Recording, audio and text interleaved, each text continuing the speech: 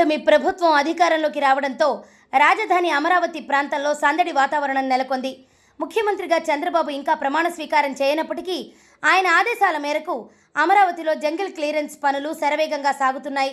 సుమారు 100 జేసీబీలతో గత 4 రోజులుగా పనులు ముమ్మరంగా జరుగుతున్నాయి.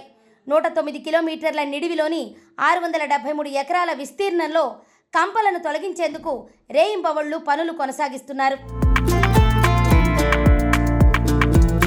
ఈ నెల 12న చంద్రబాబు ముఖ్యమంత్రిగా ప్రమాణ స్వీకారం చేస్తుండటంతో అప్పటిలోగా అమరావతికి కొత్త కళ తీసుకొచ్చేందుకు అధికారులు యుద్ధ ప్రాతిపదికన పనులు చేయిస్తున్నారు.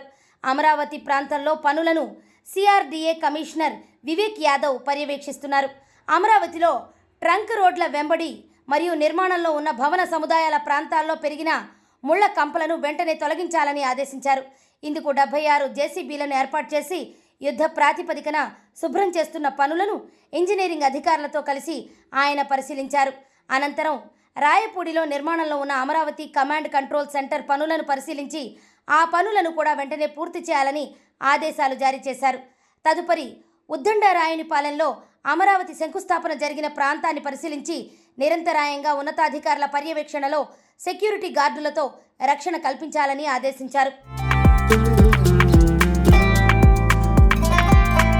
రాష్ట్ర ప్రభుత్వ ప్రధాన కార్యదర్శిగా బాధ్యతలు స్వీకరించిన నీరబ్ కుమార్ ఆదివారం అమరావతి ప్రాంతంలో పర్యటించారు. అమరావతిని అభివృద్ధి చేయాలని కొత్త ప్రభుత్వం నుంచి ఆదేశాలు వచ్చాయని, ఆ మేరకు ఉద్దండరాయునిపాలెం ప్రాంతం నుండి పనులు ప్రారంభిస్తున్నట్లు ఆయన తెలిపారు. త్వరలోనే రైతుల సమస్యలు కూడా పరిష్కరిస్తామన్నారు. మొత్తానికి చంద్రబాబు మళ్లీ సీఎం అవుతుండటంతో అమరావతికి పునర్వైభవం వస్తోందని స్థానిక రైతులు హర్షం వ్యక్తం చేస్తున్నారు. అమరావతి క్యాపిటల్ ఏరియాలో అన్ని జంగల్ క్లియరెన్స్ అన్నీ మనము ఇమీడియట్గా చేసుకోవాలి.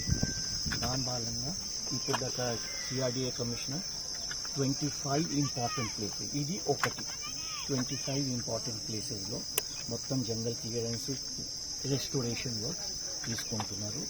ఇప్పుడు మొత్తం సుమారుగా 94 జేసీబీస్ పని చేస్తున్నాయి. ఇంకా కొంచెం చేస్తాను, దానికోసమే నిన్న చెప్పారు కాబట్టి పని స్టార్ట్ అయిపోయింది. ఇప్పుడు నేను వచ్చి ఏమేం చేస్తున్నారు, ఏం ప్లాన్ చేశారు చూస్తున్నాను.